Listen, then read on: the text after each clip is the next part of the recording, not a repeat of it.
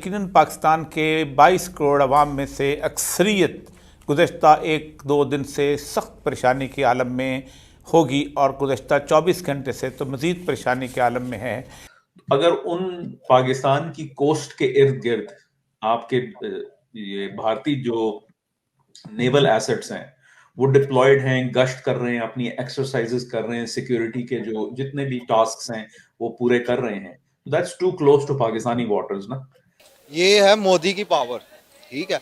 इन waters के करीब जो है अगर वो कर रहे हैं तो फिर सबसे पहला जो इम्पैक्ट है वो पाकिस्तान पे पड़ता है। पाकिस्तान इस वक्त बदतरीन मुआशी बहरान से गुजर रहा है और दूसरी तरफ अवाम की जो हालत है, महंगाई, गुर्बत, भूखे चाइना खरीदने की कोशिश कर रहा है लेकिन वो उस लेवल पे नहीं है। तो ताइवान के इलेक्शन में एंटी चाइना जो पार्टी थी वो जीत गई है, तो ये एक अच्छी खबर है इंडिया के लिए। बैंगन होगा ना भिंडी है ना टिंडा है, जान बड़ा शर्मिंदा है। पिछले 2022 की जो हिंदुस्तान की फिगर आई है वो कोई सर्विसेज मिला के 722 अरब डॉलर है। वो हमसे आबादी में तकरीबन 6 गुना बड़ा है। तो अगर हम 6 गुना एक्सपोर्ट लगा लें तो वो 120-130 अरब डॉलर होने चाहिए, उनके 750 अरब डॉलर है। वो उसका क्या पोस्चर होगा ये पाकिस्तान को सोचना पड़ेगा, क्योंकि देखिए भारत अगर खित्ते की नेवल सिक्योरिटी या मैरिटाइम सिक्योरिटी को अपने हाथ में ले रहा है। हेलो फ्रेंड्स, जय हिंद। हिंदुस्तान स्पेशल में आपका स्वागत है। दोस्तों, भारत ने अपनी ताकत दिखाने समुद्री डकैती और ड्रोन हमलों जैसी घटनाओं पर लगाम कसने के लिए नॉर्थ और मध्य अरब से अदन की खाड़ी तक फैले समुद्री क्षेत्र में अपने कम से कम 10 अग्रणी युद्धपोत तैनात कर रखे। अधिकारियों ने शुक्रवार को यह जानकारी देते हुए बताया कि समुद्री डाकुओं की हरकतों पर लगातार नजर रखी जा रही है। दूसरी तरफ पाकिस्तानी मीडिया यह चर्चा कर रहा है कि भारतीय युद्धपोत हमारी कोस्ट के बहुत नजदीक पेट्रोलिंग कर रहे हैं। ये हमारे लिए खतरे की घंटी है। नौसेना अधिकारियों ने बताया कि अरब सागर और अदन की खाड़ी में 6 से 10 दिन प्रमुख स्वदेशी युद्धपोतों को तैनात किया गया है, जिसमें विध्वंसक, पनडुब्बी और समुद्री गश्त में इस्तेमाल होने वाले पोत शामिल हैं।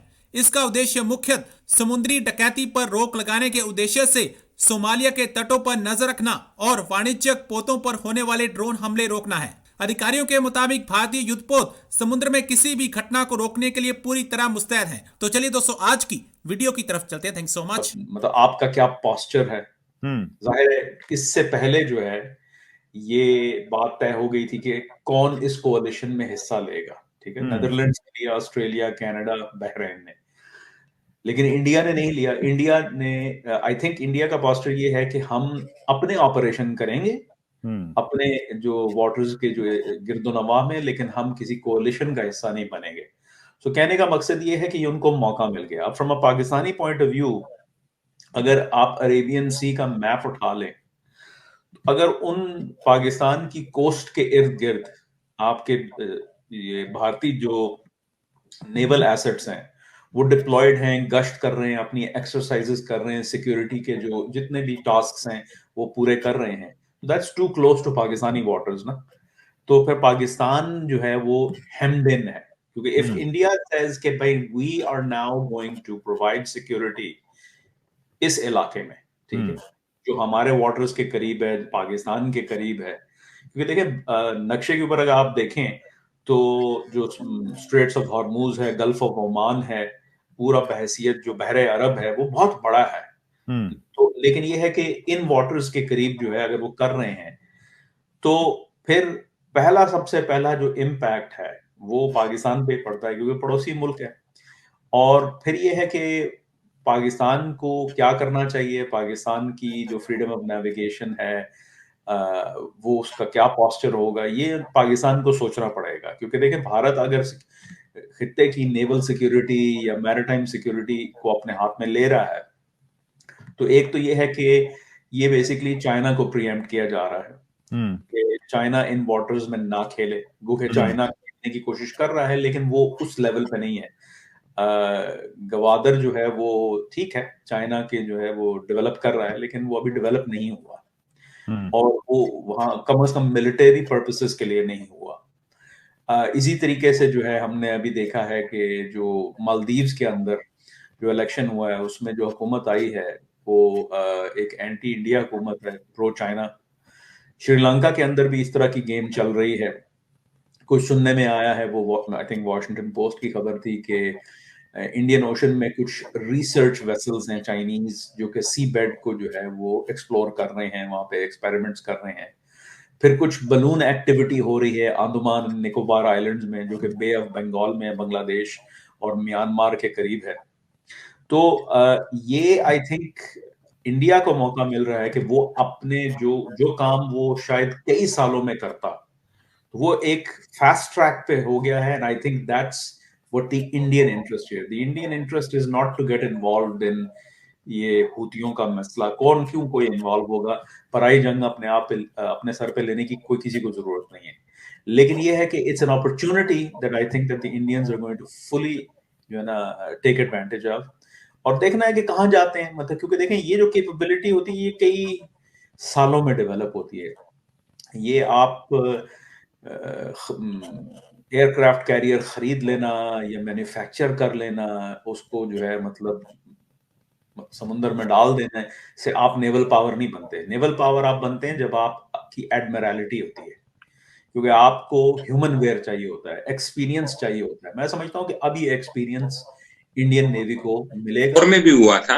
अच्छा। और बाद में जो पीटीआई की गवर्नमेंट है उनके दौर में भी हुआ था। अच्छा। 30 अरब डॉलर जो मर्चेंडाइज इंपोर्ट है, अच्छा, वो नहीं थे। Merchandise import plus services sector को मिला के तो ये 30 से 32 अरब डॉलर एक्सपोर्ट। लेकिन सर आपको पता है हमारे मुल्क की इकोनॉमी का साइज है ना, जो पॉपुलेशन है हमारी 24 करोड़ की, जो यहाँ पे है, यहाँ 30 से 35 अरब डॉलर में कुछ नहीं होगा। अब देखें ना, वियतनाम इतना हमसे कोई 5 गुना छोटा मुल्क हो, वो कोई 250 अरब डॉलर एक्सपोर्ट कर रहा है, 220 से 240 अरब डॉलर एक्सपोर्ट। आप जाएं जापान देख लें, 1 ट्रिलियन एक्सपोर्ट कर रहा है। हम अपने जो साइज है जो 20 करोड़ का मुल्क है, मैं उसकी बात कर रहा हूँ। बांग्लादेश देख लें, वो भी 60-70 अरब डॉलर पे पहुंच चुका है। तो हमें 30 से 35 अरब डॉलर इससे निकलना पड़ेगा। हमें एक ब्रॉडर विजन, एक मुल्क के लिए एक लॉन्ग टर्म विजन अडॉप्ट करना पड़ेगा। पिछले 2022 की जो हिंदुस्तान की फिगर आई है, वो कोई सर्विसेज मिला के 722 अरब डॉलर है। वो हमसे आबादी में तकरीबन 6 गुना बड़ा है।